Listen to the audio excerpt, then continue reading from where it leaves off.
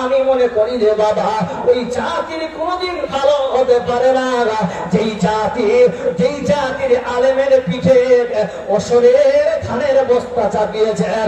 ওই জাতি কেমন করে কল্যাণ হতে পারে?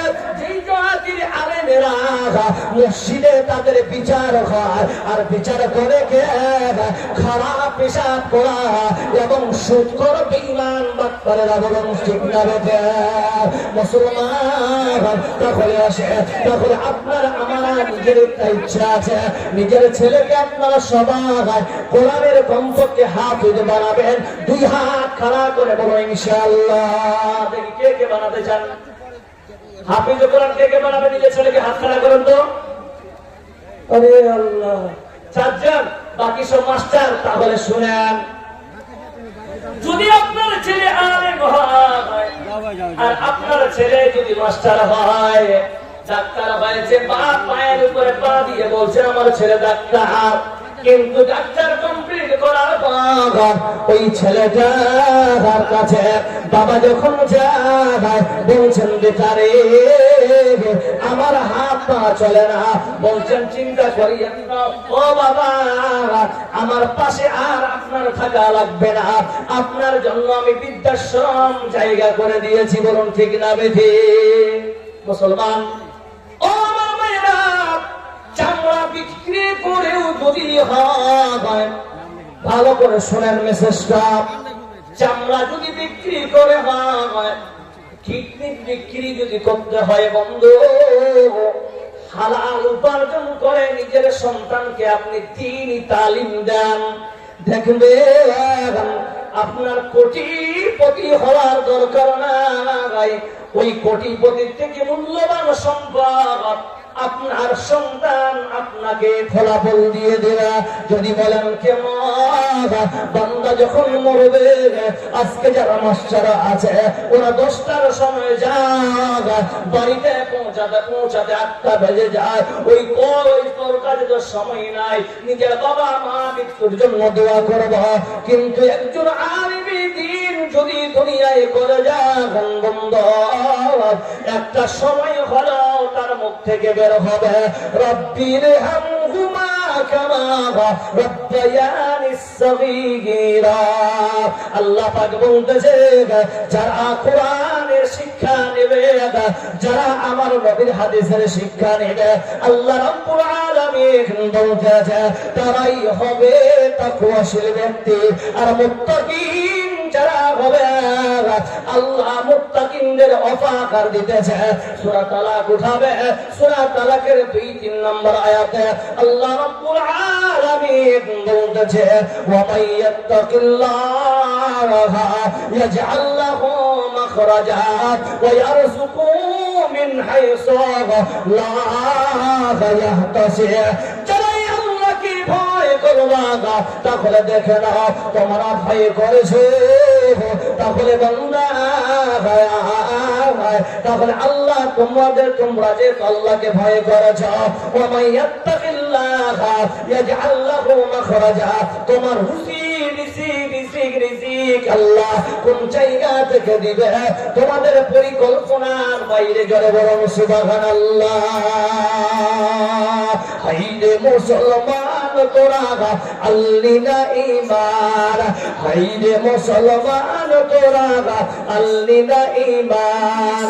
টাকা পয়সাতে কেউ তোরা, টাকা পয়সাতে কেউ তোরা করলি না জিগিদা, হাইরে মুসলমান তোরা আল্লিনা ঈমান। জোরে সরে বলুন নারে তাকবীর। আল্লাহ রাব্বুল আলামিন বলছে বান্দারে তোদের দুনিয়াতে আমি পাঠিয়েছি, কোনো চিন্তা করিস না, তোর রিজিকের ব্যবস্থা আমি আল্লাহ দিয়ে দিয়েছি।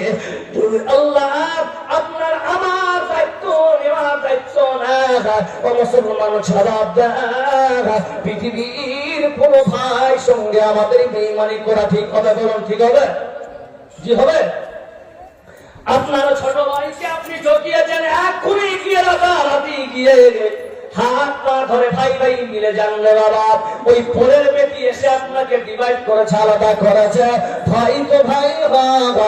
তারপরে আমাদের আজকে প্রতিজ্ঞাবদ্ধ হতে হবে, আমরা যেটা বেঈমানের পথ অতিক্রম করতেছি এটা হলো সামান্য জিনিস।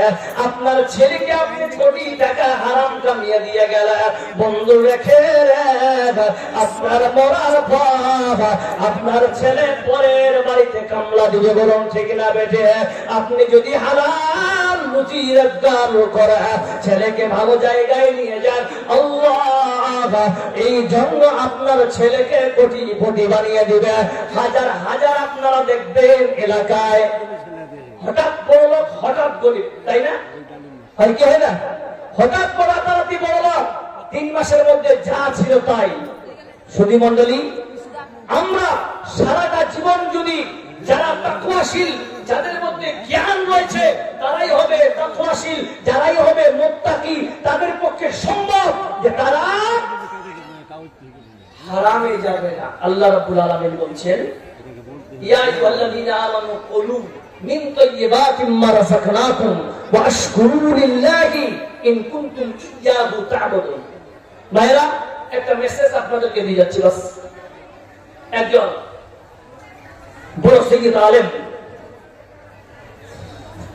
উনি বক্তব্য দিতে গিয়ে একটা ওয়াকিয়া লিখেছিলেন। वाकया तो ठीक, ये हदीस तो है जो पूरी दुनिया में एक औरत की मिसाल, उन्हें अनुमान छिलो पूरी दुनिया में, मतलब फिलहाल अभी दुनिया में एक औरत की मिसाल। मैं आपको तो जब बोली একটা গরিব মানুষ ছিল, তার স্ত্রী 2টি বাচ্চা ছিল, স্বামী স্ত্রী খুব আনন্দে থাকতেন। স্বামী প্রতিদিন পরের বাড়িতে কাম করতে যেত, কাম করে যেটা উপার্জন হতো সেটা রাত্রিতে এসে সবাই আনন্দের সুখময় জিন্দেগি কাটাতে। বলুন সুবহানাল্লাহ। সুধী মণ্ডলী, একদিন বের হয়েছে, সারাদিন ঘুরেছে, কোনো কাম পায়নি।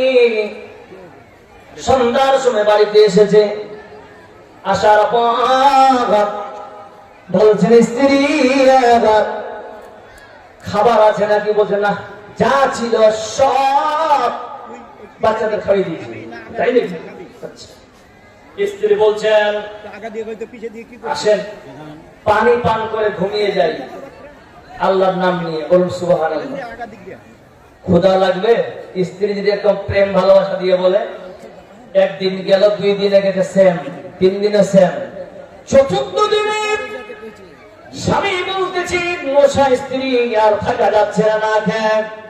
বলছে শোনো রে স্বামী, আল্লাহ কোরআনে বলতেছেন ওয়ালা নাবলুওয়ান্নাকুম বিশাইইন মিনাল খাউফি ওয়াল জু'i ওয়া নাকসিন মিনাল আমওয়াল ওয়াল আনফুসি ওয়াস সামারাতি ওয়া বাশশিরিস সাবিরিন। স্বামী গো, আল্লাহ যাদের ভালোবাসে তাদেরকে আল্লাহ পরীক্ষা নেয়। বলছেন পরীক্ষা কেমন? বলছেন হয়তো আপনাকে আমাকে খোদা দিয়ে আল্লাহ পরীক্ষা করতেছেন। বরং সুবহানাল্লাহ। স্ত্রী স্বামীকে বুঝাচ্ছেন, 4-5 দিন না খেয়ে 5ম দিন এবার যাচ্ছে কে? স্বামী। এবার 4 দিন যদি বাড়িতে খাবার না থাকে, ওর মাইন্ডটা ঠিক থাকবে রে ভাই। 5ম দিনে বের হচ্ছে, বলছে আজকে কারো পকেট যদি কেটে হয় তবে টাকা দিয়ে আসবো। পকেট কেটে যদি হয় তবুও টাকা নিয়ে আসবো, কারো বাড়িতে ডাকাতি করে হলো। আর গাছের পাতা খেয়ে থাকা যাচ্ছে না। ঠিক 50 মিটার স্টেজ থেকে মনে করেন ওই যে আপনাদের ভান্ডারি চলছে, ওখানে এই স্বামী বেরিয়েছে সকালবেলা কামাইয়ের উদ্দেশ্যে। ইতিমধ্যে স্ত্রী থেকে বলছেন, স্বামী রে এদিকে আসেন। বলছেন কি হলো? ও স্বামী কি হয়েছে বলেন? ও মায়েরা শোনো, আপনারা পর্দার আওয়াজ শুনতেছেন প্রতি বৎসর, কিন্তু মাথার কাপড় এখনো ঠিক হয় না। আপনি প্রতিদিন মোবাইলে আপনারা আলেমের মুখে দ্বীনের তালিম নিতেছেন, কিন্তু নিজেকে কন্ট্রোল করতে পারছেন না। কিন্তু আজ থেকে তওবা করুন, আমরা কিছুই না করলে এই হারাম জিনিস ভক্ষণ করব না। জোরে বলুন সুবহানাল্লাহ। স্ত্রী বলতেছেন স্বামী রে শোনো, আমি দেখতে পাচ্ছি তুমি যে মাইন নিয়ে বের হয়েছ, যে মাইন নিয়ে বের হয়েছ, আমার মনে হয় তুমি কিছুই বড় একটা কাজ করতে যাচ্ছ। স্বামী রে মাথায় রাখো, এমন রিজিকের আমার দরকার নাই, এমন রিজিকের দরকার নাই, এমন খাবারের দরকার নাই যে খাবার খেলে আল্লাহ নারাজ হয়ে যাবে। একবার মোহাম্মতে বলে যাবে নারায়ে তাকবীর, জয় বলো নারায়ে তাকবীর। শুধু মণ্ডলী, আমার এটাই উদ্দেশ্য ছিল বলা, স্ত্রীকে আপনাদের ভূমিকা হবে, আপনার স্বামীর দিনের মজুরি যদি 500 হয়, হঠাৎ করে আপনাকে রাত্রিতে 5000 নিয়ে আসলো, স্ত্রীর প্রয়োজন ছিল স্বামী গো আমার পাশে বসে, আপনার বেতন তো 500 কি করে 4500 বাড়লো, বড় ঠিক না বেঠিক? তাহলে ওই জায়গাটা আপনার স্ত্রী মারা তোমাদের ভূমিকা থাকবে। স্বামী রে এই টাকাটা বেশি কোথায় পেয়েছ? স্বামী বলবেন ডাকাতি করেছি, এই টাকা আমার দরকার না, কাউরা পকেট মেরেছি।